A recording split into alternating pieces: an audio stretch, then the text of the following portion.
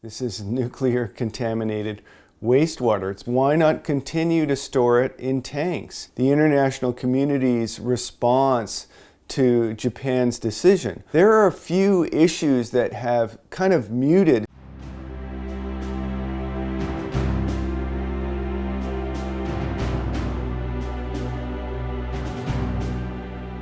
You know, I personally think the Japanese government is making a bad decision in releasing the water into the Pacific Ocean.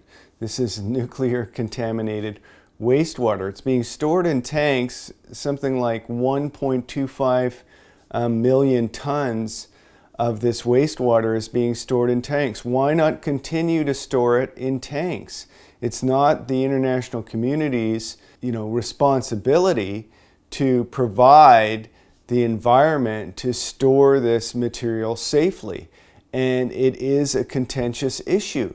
Store it longer, allow the international community to study the wastewater until it's safe to release. And certainly at this time, much of the water isn't safe to release. And we could bring new technologies online over time that would make it much safer to eventually release this water into the Pacific Ocean. But, I don't think now is the time.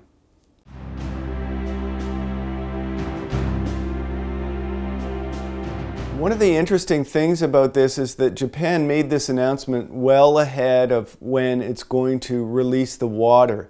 There are a few issues that have kind of muted the international community's response to Japan's decision. One of those is that this has taken place, the announcement took place in the middle of COVID-19. So the world's attention is on that. And not as many journalists, especially international journalists, are able to make it to Japan to cover this issue. Secondly, it's 2 years away from now. So the urgency of this issue is weakened by making that announcement. Of course, 2 years will enable the international environmentalist movement to maybe ramp up opposition, but at the same time, the decision, again, being delayed, muted the sort of media coverage and international opposition that might gather if they said, okay, we're going to release the water in 2 months or in 3 months or in a year. Then you'd hear a lot more from the international community. Delaying this imminent release, again, mutes, it silences, it quietens the international response to this decision.